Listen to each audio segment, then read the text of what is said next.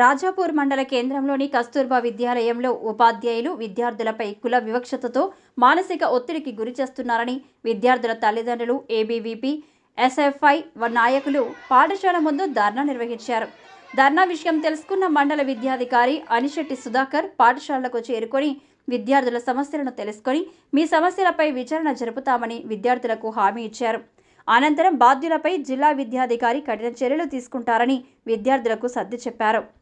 10వ తరగతి పరీక్షలు సమీపిస్తున్న వేళ విద్యార్థులు అనవసరమైన విషయాలకు పోకుండా చదువుపై శ్రద్ధ పెట్టాలని విద్యార్థులకు సూచించారు. ఈ కార్యక్రమంలో ఏబీవీపీ నాయకులు, ఎస్ఎఫ్ఐ నాయకులు, విద్యార్థుల తల్లిదండ్రులు తదితరులు పాల్గొన్నారు.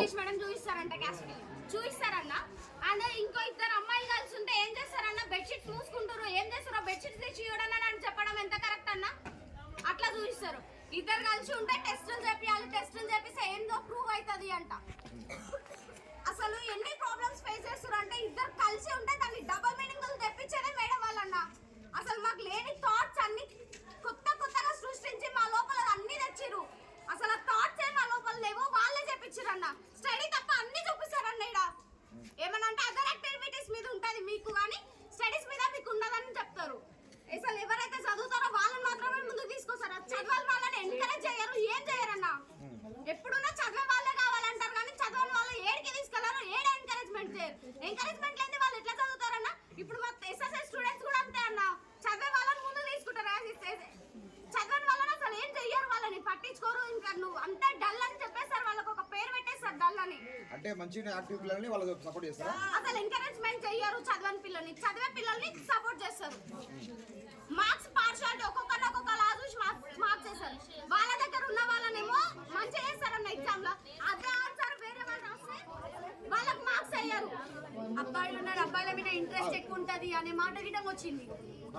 అసలు ఏముంటదన్న హాస్టల్ ఉండే వాళ్ళకి బయట అబ్బాయిల మీద ఫోకస్ ఉంటది, అబ్బాయిల మీద తప్ప వేరే దాని మీద ఇంట్రెస్ట్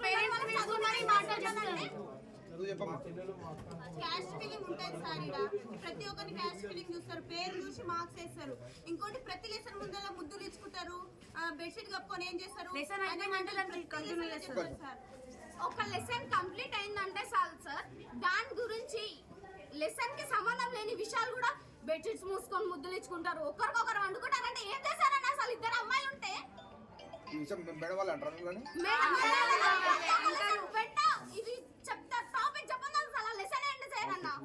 మొన్న రూమ్ లో పిలుచుకొని నేను చెప్పింది మేడం మొన్న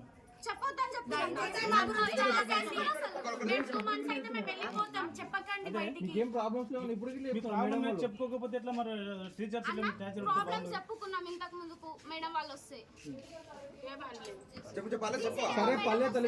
మేడం పోస్ట్ లేదంట సార్. ఇప్పుడు మేడం పోస్ట్ నుంచి తీసుకుంటున్నాం. మొన్న ఏదో మేడం మీకు ఎంకరేజ్ చేసిందని ఆమె సస్పెండ్ చేశారంట కదా, ఎవరు ఏ మేడం సస్పెండ్ చేసి ఆమె ఎందుకు సస్పెండ్ చేసిన? ఆమె మీకు మన ఎంకరేజ్ చేసింది. చిన్న మీరు భయపడకండి, మేడం చేసిన భయపడకండి. ఏం కాదు చెప్పండి మీరు. తీసుకోకనా తీసుకోకు, తీసుకోండి, ఏం భయం లేదు మనకు.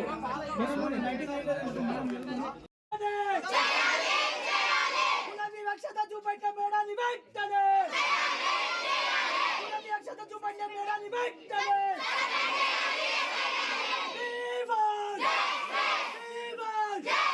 విద్యార్థులతో చెలగాటము,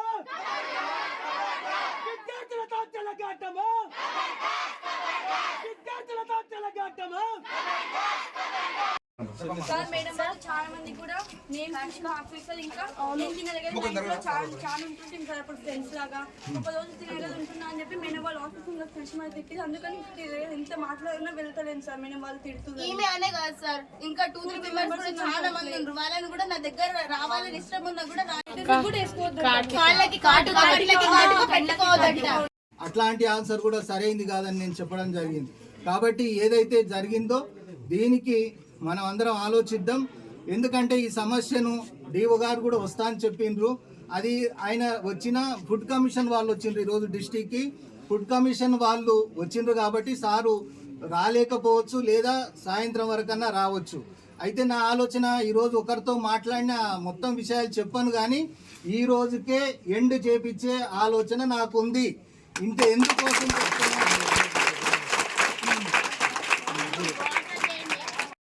వాళ్ళ కోసం ఏర్పాటు చేసింది ఇది. ఇంకా క్రమంగా ఏంది అని అంటే కొంత ఎకనామికల్గా పూర్ ఉన్న పిల్లలను కూడా తీసుకోవడం జరుగుతుంది ఈ మధ్యలో. సో ఇది ఇన్స్టిట్యూషన్ మాట్లాడవచ్చా నేను? చెప్పండి సార్, కూర్చోండి కూర్చోండి, మీరు కూర్చోండి. ఓకే, నేను మీ అందరికీ పరిచయం అన్న వాళ్ళకి, మళ్ళీ ఒకసారి మీడియా మిత్రులకి, ఎస్ఐ సారుకు, తర్వాత రంగారెడ్డి కూడా హెడ్ మాస్టరు వెంకటరామరెడ్డి సారు, మిగతా ప్రజాప్రతినిధులు, ఏబీవీపీ సంబంధించిన ప్రతినిధులు అందరికీ మరొకసారి పరిచయం చేసుకుంటున్నా. నా పేరు ఏ సుధాకర్. నేను Tirumalapur high school gazetted head మాస్టర్ను, మరియు అదేవిధంగా మండలానికి మండల అధికారిని, అదేవిధంగా మండల విద్యాశాఖ అధికారిని, ఎంఈఓను. గత సెప్టెంబర్ నుంచి పనిచేస్తూ ఉన్నాను. సో ఈ సమస్య మీ అందరికీ కూడా తెలియజేస్తూ ఉన్నా. నేను నోడల్ ఆఫీసర్గా ఉన్న కాలంలోనే ఈ సమస్య ముందుకు వచ్చింది. అంటే టీచర్ల మధ్యన కోఆర్డినేషన్ లేదని, తర్వాత అన్టచబిలిటీ అనేది ఉంది అని, టీచర్లను కొంచెం తక్కువ చేసి చూడడము, పిల్లలను కొంచెం వల్గర్గా మాట్లాడడము అనేది జరిగిందని నేను నోడల్ ఆఫీసర్గా ఉన్నప్పుడే సార్ను, వెంకటరామరెడ్డి సార్ను పిలుచుకున్నా. ఆ తర్వాత మేము దాదాపు ఒక 2-3 గంటల సేపు ఉండి ఆ సమస్యను పరిష్కారం అయ్యే విధంగా శాయశక్తుల కష్టపడ్డాం. ఆ రోజు పిల్లలను కూడా అడిగినాం, పిల్లలను ఎంక్వైరీ చేసినాం, సపరేట్గా పిల్లలతో మాట్లాడినాం, పిల్లలు చెప్పింది విని ఆ తర్వాత ఇట్లాంటి ఇన్స్టిట్యూట్లలో ఎక్కడ కూడా మాకు 27-28 సంవత్సరాల సర్వీస్ ఉంది, ఎక్కడ కూడా ఇట్లాంటిది ఏ టీచర్స్ గురించి కానీ ఎడ్యుకేషనల్ ఇన్స్టిట్యూట్స్ హెడ్స్ గురించి కానీ ఎవరి గురించి ఇట్లాంటి కంప్లైంట్ అయితే చూసలేను. కొంచెం ఆశ్చర్యపోయినాం, ఇలాంటిది జరగకూడదు, దురదృష్టకరం అని చెప్పేసి మేము టీచర్ల మధ్యన కోఆర్డినేషన్ తీసుకొచ్చే ప్రయత్నం చేసినాం. అది సమస్య పోయింది అని అనుకున్నా. తర్వాత నేను ఎంఈఓగా బాధ్యతలు చేపట్టిన తర్వాత వీళ్ళు స్ట్రైక్ చేశారండి. మీ అందరికీ తెలుసు, దాదాపు 28 రోజుల పాటు వీళ్ళు స్ట్రైక్ చేసిండ్రు. కేజీబీ వాళ్ళు స్టాఫ్ స్ట్రైక్ చేసిన పీరియడ్లో నేను అది డిసెంబర్ నెల, ఆ డిసెంబర్ నెలలో మేము ఎక్కడన్నా టూర్ వెళ్ళాలన్నా కూడా ఈ పిల్లల కోసం నా పిల్లలుగా భావించి ఆ రోజులలో కూడా మా ఫ్యామిలీకి సర్ది చెప్పుకొని ఎక్కడ ఏ టూర్ వెళ్ళకుండా వీళ్ళ కోసం మాత్రమే 28 రోజులు వీళ్ళ టిఫిన్ కానీ, మధ్యాహ్న భోజనం కానీ, రాత్రి భోజనం కానీ ఎక్కడ ఇబ్బంది కాకుండా, వర్కర్స్ తక్కువ ఉంటే కూడా వీళ్ళ కోసం కష్టపడ్డ ఈ పిల్లలే నేను ఒక్కరిని రావద్దు, ఈ గర్ల్స్ ఉండే ఇన్స్టిట్యూట్తో నేను ఒక్కరిని రావద్దని చెప్పేసి మా మిస్సెస్ని తోలుకొని కూడా ఇక్కడికి రావడం జరిగింది. సో ఈ రకంగా వీళ్ళ ప్రొటెక్షన్ కోసం కానీ, వీళ్ళ ఫెసిలిటీస్ కోసం కానీ ఎక్కడ రాజీ పడలేదండి. నేను ఒక హాస్టల్లో ఉండి చదువుకున్న వెనకబడిన తరగతులకు చెందిన ఒక పిల్లవాడిని, ఒక స్థాయికి వచ్చిన కాబట్టి ఈ పెయిన్ ఏందో తెలుసు, ఈ కష్టం ఏందో తెలుసు, పేదరికం ఏందో తెలుసు, కులం బాధ ఏందో తెలుసు, అన్నీ తెలిసినోని నేను. కాబట్టి నా హాయంలో ఎక్కడ కూడా, అంటే ఏ పాఠశాలలో కూడా పేద పిల్లలకి అన్యాయం అయ్యేటట్లు ఎడ్యుకేషన్ ఉండొద్దు, అదేవిధంగా వివక్షకు గురి కావద్దు అనేది నా ఉద్దేశం. దానికి అనుగుణంగానే నేను ఆ స్ట్రైక్ పీరియడ్లో పిల్లలకి ఎలాంటి ఇబ్బందులు కాకుండా చూసుకున్నా. తర్వాత మళ్ళీ మొన్న ఆల్ ఆఫ్ సడన్ నా దగ్గర కొంతమంది ప్రస్తావించిండ్రు. సరే, అది అంత లేదు, నేను సర్ది చెప్పినా అని అనుకున్నాము. కానీ ఆ తర్వాత ఎంబడే విలేకరులు మిత్రులు అందరూ కొంతమంది ఇక్కడికి రావడం, పిల్లలను అడగడం, టీచర్స్ని అడగడం, అది తెలిస్తే కొన్ని ఆశ్చర్యకరమైనటువంటి విషయాలు కూడా మీడియా ద్వారా బయటి ప్రపంచానికి తెలిసినాయి. ఇమీడియట్గా నాకు డిఓ సార్ గారు కాల్ చేయడం, ఆ రోజు నేను బిజీ ఉండి ఆ రోజు మాత్రమే రాలేకపోయినా మరుసటి రోజు నేను వస్తున్న టైంలోనే నాకు డిఓ గారు ఫోన్ చేసి, జీసీ డిఓ గారు కూడా మీ వెంబడి వస్తున్నారండి, కోఆర్డినేట్ చేసుకొని అక్కడికి వెళ్ళండి, ఏం జరిగింది అనేది నాకు క్లియర్ రిపోర్ట్ ఇవ్వమని చెప్పాడు సారు. బహుశా అది 10th అనుకుంటా. ఆ రోజు మేము వచ్చినాము, దాదాపు 40-50 మంది పిల్లలు, ఇప్పుడు ఏదైతే పిల్లలు రేజ్ చేసిండ్రో ఇన్ని పాయింట్స్ కూడా ఆ రోజు పిల్లలు మాకు మొత్తం చెప్పిన విషయాలే, నేను విన్న విషయాలే. అవన్నీ పిల్లల ద్వారా ఒక్కొక్క తరగతిలోకి వెళ్ళి నేను ఇద్దరం కలిసి ప్రతి తరగతిలో కూడా పిల్లలను అడగడం జరిగింది. వాళ్ళ ప్రాబ్లమ్స్ అన్నీ చెప్పిండ్రు. మేజర్గా ఇప్పుడు మన ముందు ఏవైతే చెప్పిండ్రో అవే విషయాలు ఆ రోజు ఆ పిల్లలు చెప్పిండ్రు. అదేవిధంగా మరుసటి రోజు, అంటే ఒక 2 రోజుల గ్యాప్ ఇచ్చి తర్వాత కూడా నేను ఆ రోజు మంత్రాలయం వెళ్ళిన రాలేకపోయినా సారు డిఓ సార్ కూడా చెప్పిన జీసీడీఓ గారు ఒక్కరే వచ్చినున్నారు. ఆమె ఎంక్వైరీ చేసిన దాంట్లో కూడా ఆమె చేసిన ఒక ఎంక్వైరీ రిపోర్ట్ ఏంటి అని అంటే ఆమె క్లియర్గా ఇన్ డీటెయిల్గా ఆమె రిపోర్ట్ అంతా రాసింది. ఆ 2 పేజీల క్లియర్ రిపోర్టు ప్లస్ టీచర్స్ యొక్క అభిప్రాయము, అదేవిధంగా స్టూడెంట్స్ ఏదైతే అలిగేషన్స్ ఇచ్చారో అవన్నీ కూడా వ్రాతపూర్వకంగా డిఓ గారికి సబ్మిట్ చేశాను with my signature and along with stamp.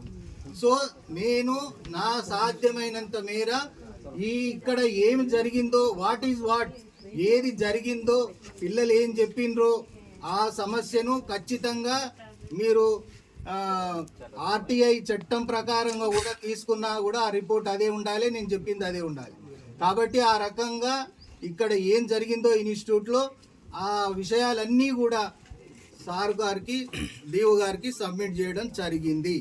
కాబట్టి అదేవిధంగా నిన్న అంటే మొన్న పేపర్లో రావడమా లేదా యాదృచ్ఛికంగా ఆమె రావడమా, RJD madam regional joint director Hyderabad Shrimati ఈ విజయలక్ష్మి గారు నిన్న వచ్చినున్నారు. నా పాఠశాల తిరుమలాపూర్ సందర్శించి ఆ తర్వాత కారు ఎక్కండి రాజాపూర్ వెళ్దాం కేజీబీవి అని చెప్పడం, మేడం ఎంబడి కాకుండా నా సొంత వెహికల్ వచ్చాను ఇక్కడికి. సో ఇక్కడికి వచ్చిన తర్వాత కూడా మేడం 3 అవర్స్ స్పెండ్ చేసింది. ఏం నాన్న ఆమె 10:30 or 11 ఆ టైంలో వచ్చి మధ్యాహ్నం లంచ్ అయిపోయే వరకు 1:30 వరకు ఇక్కడ స్పెండ్ చేసింది మేడం. చాలా టైం తీసుకున్నది, చాలా విషయాలు విన్నది, పిల్లల ద్వారా పర్సనల్ విషయాలన్నీ కూడా విన్నది, ఆమె కూడా నోట్ చేసుకున్నది.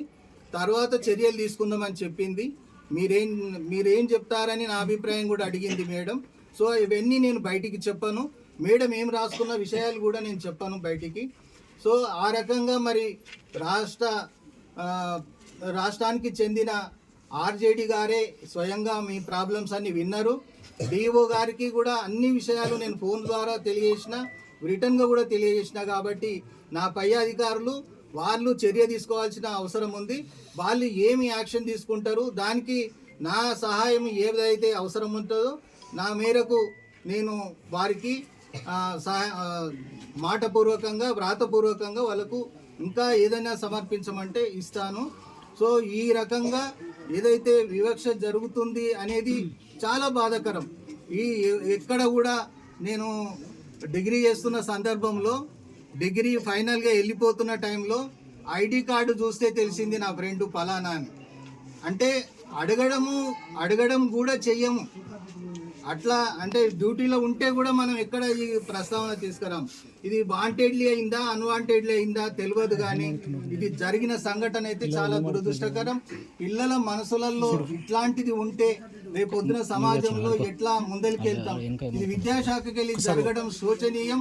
దీనికి సిగ్గుపడుతున్నా, దీనికి అందరికీ కూడా అన్ని కమ్యూనిటీల వారికి సారీ చెప్తున్నా. విద్యాశాఖ అధికారిగా జరిగిన ఈ ఇన్సిడెంట్ ఏదైతే ఉందో అంటున్నారంటే నన్ను మొక్కలు నాటనీయలేదు, మొక్క నాటితే ఎండిపోతుందని వాళ్ళు చెప్పడం, టీచర్లను అడిగితే అట్లా కాదు సార్ వాళ్ళు మంత్ అయిన ఉన్నారు అది నాటితే అట్లయితుంది అంటే ఈ కాలంలో అలాంటి ఆన్సర్ కూడా సరైనది కాదనిపించింది నాకు.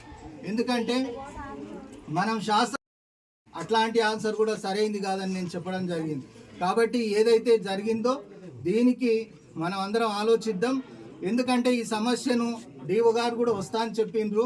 అది ఆయన వచ్చిన ఫుడ్ కమిషన్ వాళ్ళు వచ్చిండ్రు, ఈరోజు డిస్టిక్కి ఫుడ్ కమిషన్ వాళ్ళు వచ్చిండ్రు. కాబట్టి సారు రాలేకపోవచ్చు లేదా సాయంత్రం వరకన్నా రావచ్చు. అయితే నా ఆలోచన ఈరోజు ఒకరితో మాట్లాడిన మొత్తం విషయాలు చెప్పాను, కానీ ఈ రోజుకే ఎండ్ చేపించే ఆలోచన నాకుంది. ఇంత ఎందుకోసం